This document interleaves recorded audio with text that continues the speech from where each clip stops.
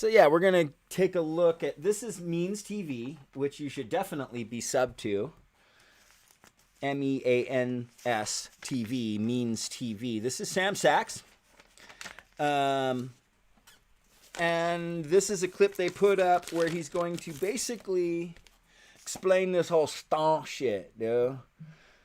So the video is called GameStop versus Wall Street Explained. I haven't watched it yet, but I trust Sam Sachs. He's got 7-minute video. I'm going to put it at regular speed here real quick.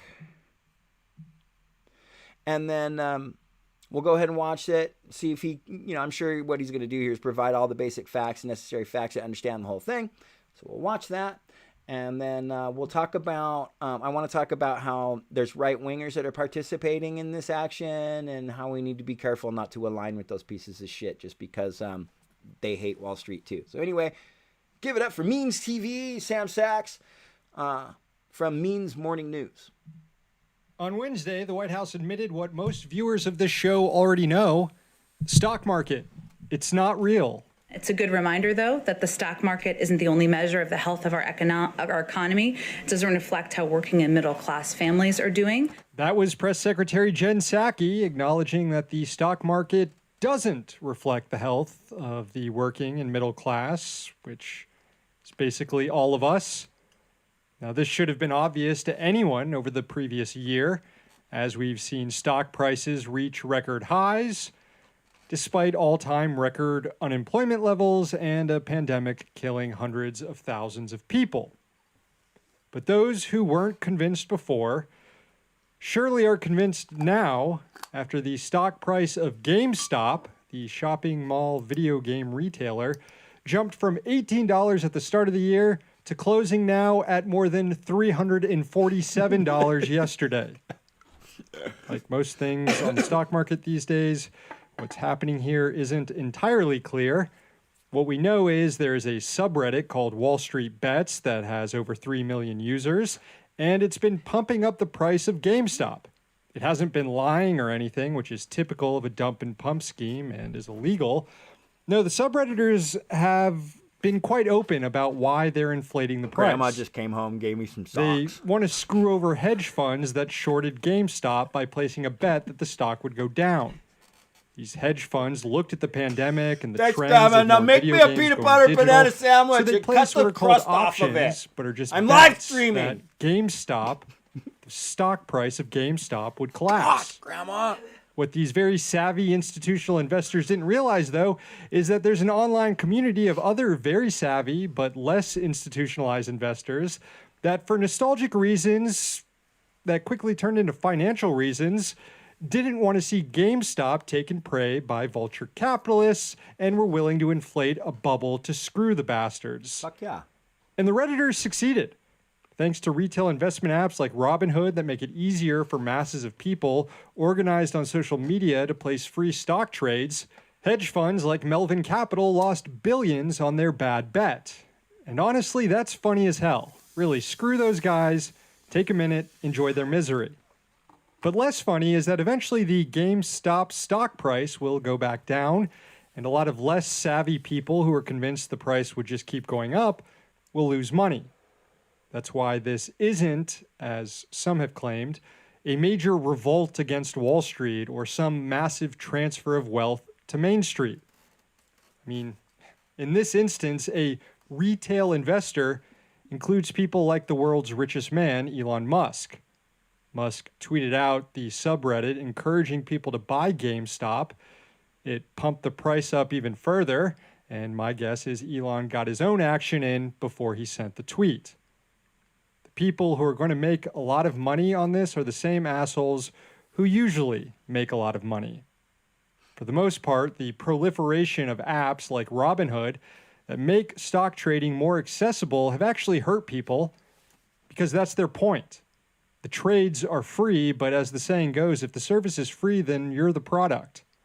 Middlemen who actually make the trades on behalf of Robinhood users and have access to all the buy and sell information, they make their own moves and benefit the most. And they're the ones really having a lot of fun right now. and normally big firms can take advantage of novice traders. But this is the one rare occasion when the apps like Robinhood have actually hurt some institutional traders. So naturally, the sky is falling in Manhattan's financial district. Trading on GameStop and other companies now targeted by short traders and then pumped up by Reddit traders like AMC movie theaters. Trading on those stocks was restricted on Wednesday, and the financial press and bigwig investors are melting down. GameStop shares right now, I mean, I can't, I don't even know what to say. It's up 131%, $342. On any kind of fundamental basis, if the stock were worth more than $20 or $30, I think it would be, something to behold. Real questions, of course, about stock manipulation, about the power of what's taking place on places like Reddit, really what's motivating this type of trading behavior at all. It clearly has nothing to do with the fundamentals of GameStop itself. I haven't heard you tell me what the fundamental case is for GameStop at $350 or AMC theaters, which have been closed for months and months and months, is worth what the stock's trading at now, or any number of these things, the way that they're trading. There's no fundamental reason why they're there. I think it's also important for regulators to understand that, manipulation is manipulation, whether it's happening through a new technology medium or it's happening through traditional mail. So I think it's just a matter of making sure that we understand what the behavior is, what's underpinning the behavior, and working appropriately with the regulators to manage the situation. The last person who spoke is the president of NASDAQ, calling for regulators to get involved here. You hear They're that? shook. They're clutching pearls about GameStop's price, but we're perfectly cool with Tesla's stock going from $60 to $860 over the course of a year after Elon Musk broke 2 windows of a Tesla truck on stage. This bozo... It's not our Wall Street, fam.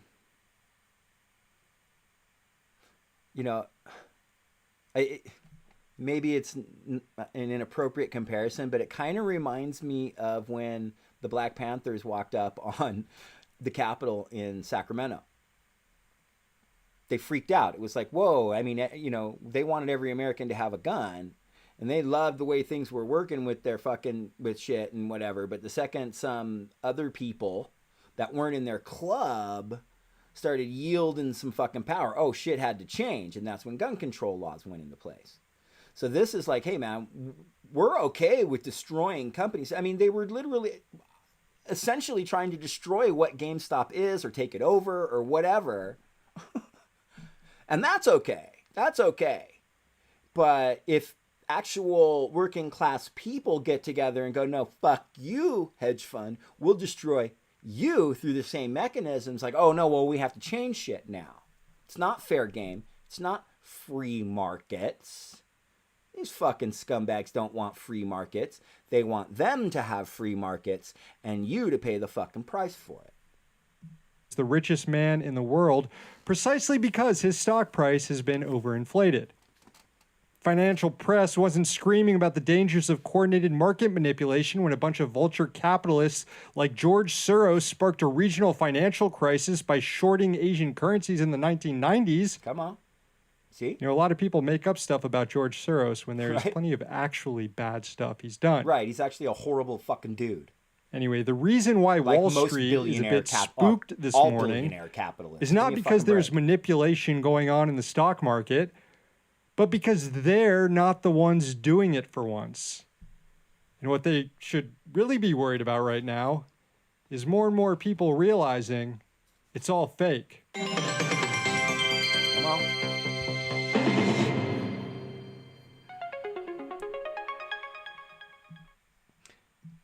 And how fucking true is that? I mean, it's a mechanism by which maybe they compete with each other, the capitalist ruling class, right? But it's not something that we're ever allowed entree into. Nothing has changed. This country was set up by rich white landowning men who wanted to protect their fucking rich white landowning class interests. None of that has ever changed. That is still the country we live in today. I mean, come on. I don't know why that video just kind of flew by. I thought it was going to be longer, and I didn't queue up any records. But you know what? Maybe I shouldn't play a record, because what follows this in my playlist is also from On This Issue, and it's James from the Internet. So I think I'm just going to go ahead and play this here, and it'll jump to that next video from James from the Internet. Mellow greetings, everybody. My name is James. I'm from the Internet. Today we are going to talk about capital, protecting capital. So the video is called STONK Wars Day 2. The battle for GameStop continues. The description reads, after an unexpected push by independent traders to leverage professional hedge fund managers into billions in losses through a populist run on GameStop, the capitalists regrouped and put their finger on the corner of the scale. Now, a handful of billionaires are doing battle against billions of people with only a handful of capital. Now, if you watched yesterday's video, and judging by the numbers, a few of you actually did, so thank you. You would know that there is a financial civil war of sorts currently afoot between hedge fund managers and wealthy individuals who have billions of dollars in capital versus a few million independent traders on Reddit. What I'm going to do is I'm going to review something very quickly just to set you up in case you didn't watch yesterday's video, and then I'm going to give you an update as to how things stand the next day. So over the last few months, a handful of independent traders who hang out on Reddit have been researching debt and buy loads for different stocks. And they figured out that GameStop, which is a company that has been circling the drain, especially with the COVID closedowns accelerating that sort of thing, hedge fund managers had bet literally billions and billions of dollars against them losing, and then were pushing to dig them into the grave quicker so they could get all that money back out and throw it into something else. And what they decided was, if all of these independent people got together, more independent people who don't have brokers, to all start buying up the GameStop stock, they would get it up high enough that the hedge fund people would lose billions of dollars on their bet. And everybody was rejoicing last night. Yeah, the little man. They drove an essentially dead stock all the way up over $300 a share. And it looked like the people who invested in the short were going to lose somewhere in the neighborhood of $8 to $9 billion. Now, these same people had also identified other stocks that were being heavily leveraged, and thus buying the stock would put other hedge funds in the same position of being squeezed. Among those were BlackBerry, AMC Theaters, Bed Bath & Beyond, and a few other stocks. So now you're up to speed. This morning, I woke up, I went to go check on what I had. Yeah, I had a few stonks set away. And this is what my Robinhood app looked like. The Robinhood is one of many trading apps. It just happens to be, quote, more independent and allows small traders to buy small portions of stocks, so you don't have to be somebody who has hundreds of thousands of dollars or tens of thousands of dollars, and you have a brokerage and all that. They've made trading very accessible to people over the last 10 years because it's a great way to just leech more money out of the working class, especially people who don't understand stocks and finances. Now, I thought I would look into some AMC to put with my BlackBerry stocks that I already had. I was able to look at this. Hey, look at that. I could buy some stocks. That's great, right? So I logged in. Well, even though the stock was there, I was no longer able to buy it. And I found that kind of confusing. Stock's not supported. What happened? So I went and I checked some of my other accounts. And all of a sudden, everywhere I looked, you couldn't purchase AMC stock. And this was at about 8:45 this morning, roughly 45 minutes before the stock market opened. Shortly thereafter, I got a message telling me that the buy orders that I had put in last night to go active when trading started this morning had been deleted and the money had been returned. So what happened? Well, capital protected capital. TD Ameritrade was the first brokerage to shut down. Quote, security impacts related to market conditions. In the interest of mitigating risk for our company and clients, we've put in place several restrictions on some transactions in GameStop, AMC Theaters, and other securities. We made these decisions out of an abundance of caution amid unprecedented market conditions and other factors. Now, if you're not proficient in bullshit, translate this for you. This means too many of you poor people were fucking up the plan, and the really, really wealthy people have decided that it's in the best interests of them to not allow you to fuck with their plan. Don't worry, it's just temporary. You know, until things calm down, i.e., until there are fewer external forces, i.e., independent traders, fucking with the plan of the wealthy people to continue their slow, arduous climb of the highly inflated STONK market. After TD Ameritrade put this out, other companies jumped on in finally notifying the public half an hour before the markets were supposed to open that none of them were going to be open for business to you for the business you might want to do. Robinhood, Ameritrade, and Schwab all halt trading of stock. We all knew places like TD Ameritrade and Schwab would halt GameStop stock, but did anybody have Robinhood mucking up the Wall Street greatness for Reddit outsiders? Joining others, such as Wells Fargo, numerous stock exchange places, and the like have decided to avoid allowing people to snag up stock for GameStop and other weirdo penny stocks like Blockbuster because reasons. FYI, yesterday, Blockbuster, which is essentially a non-existent stock, at this point, the only reason it exists is it's like 3 people in an office somewhere, and they license out the old Blockbuster logo for stuff like Stranger Things. So they make a little bit of licensing money, but that's about it. I think there's one Blockbuster store left in America, and it's more of a lark than anything else. Yet yesterday, Blockbuster went up like 780%. It went up from 0.00 cents a stock to like 0.20 cents a stock.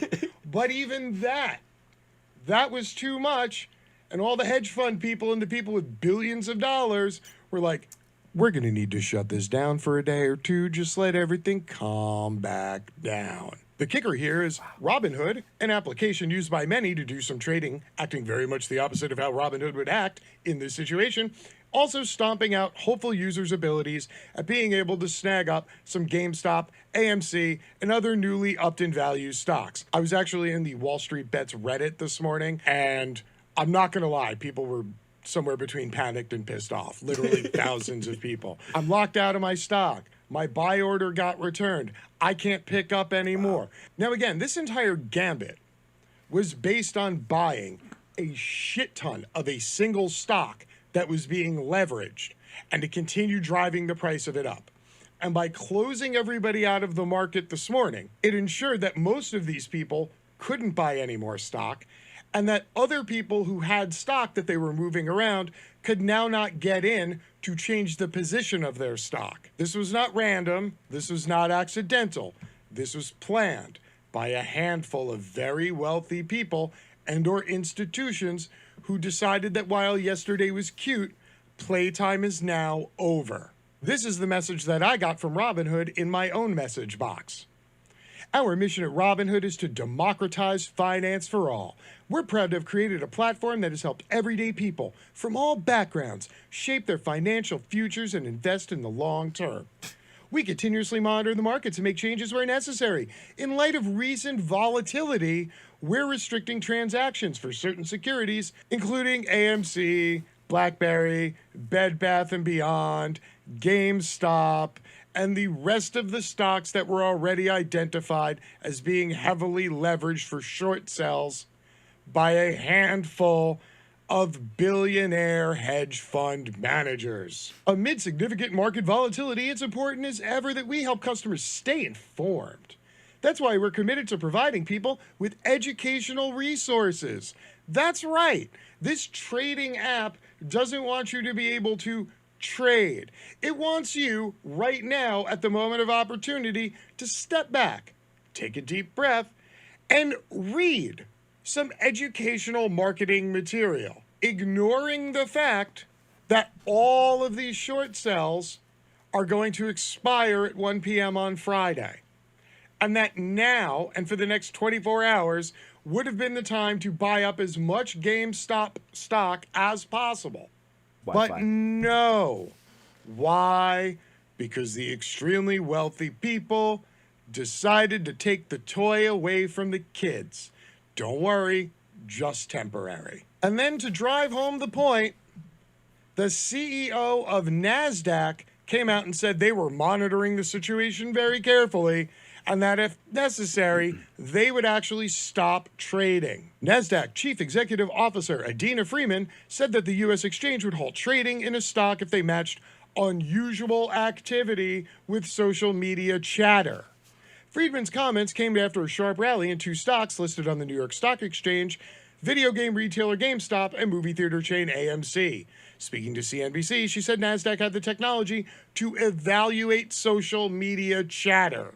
Quote, if we see a significant rise in the chatter on social media channels, and we also match that up against unusual trading activity, we will potentially halt that stock to allow ourselves to investigate the situation, to engage with the company, and give investors a chance to recalibrate their positions. Now, there have been news channel finance reports and people who have independent finance channels, investor newsletters, magazines. They've been around for decades. And in all of them, invariably, there's one person or a group of people with a call to say, buy, buy, buy, or sell, sell, sell, or this is the hot stock, this is what you need to buy. And then everybody goes out and they buy the stock, causing, I don't know, an increase in volatility.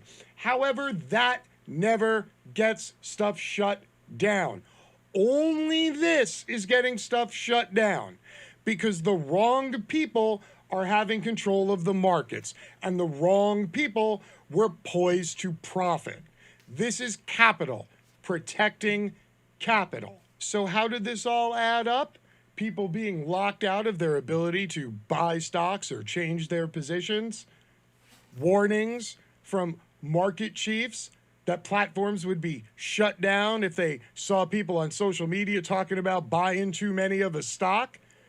I wonder what kind of effect this had on the enormous plan to stick it to the hedge fund managers while allowing normal everyday people a chance to get a little taste of the sweetness. Well, as of noon on Wednesday the 28th, the battle is still going back and forth.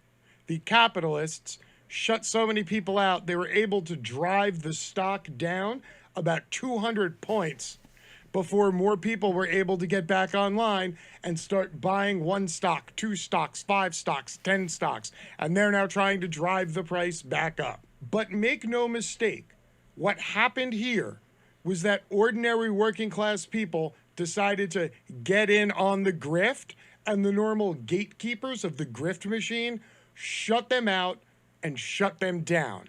And they did so with ease and with absolutely no concern over public outcry or government regulation, because most of the people in the government also know what side their bread is buttered on. So to those of you who are out there and you're still fighting this fight, I commend you. Hey, if you're going to sit and you're going to sit long just to stick it to some hedge fund managers, I'm with you. And to everybody else who now feels discouraged and thought to themselves, I had a golden opportunity here and I just got shut out completely.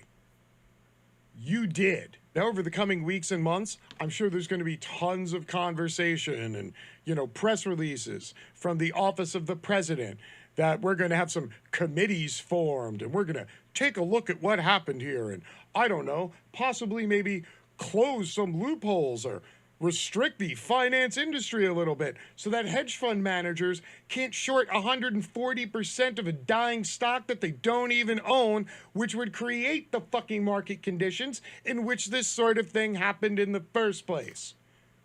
But no, don't expect that kind of change. The only thing that's going to change is your ability to influence the market. Why? Because it's not your place. Fucking A. Your place is out in the fields with the other serfs. Come on. So grab your rake and get to planting, because all these wealthy stockholders, they're hungry and they're going to need lunch. Chop, chop, get to it. Until next time, my name is James. I'm from the internet, and I'm out. Peace. There you go, fam. James from the internet. And, what I would add to it, I guess, is that, it's not like, look, it's a working class, punch back. It's a working class punch up, right? That means I've just seen a lot of people online talking about this and cautioning against this, and I wanted to echo with that. Be careful of every voice that's jumping on this, because a lot of them are nefarious pieces of shit. And that's also to say, they can't infiltrate a thing that's sort of already happened, but let's not allow them in the future to look back. Oh, remember when we did that thing with against Wall Street? See, I could so easily see some Proud Boy or some Boogaloo talking about, fuck yeah, I was in on that whole fucking stonk shit, and like we stomped them Wall Street fucking hedge fund people, right, friend? And you have to look at them and go, no, also though you did it while you were a fascist, so fuck you. So fuck you. You get no credit.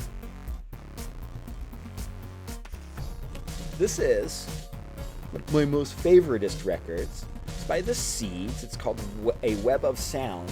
This features Sky Saxon, his original band. Yo, this is a super rare record, fam. But the song I'm gonna play is called Just Let Go. Come over here.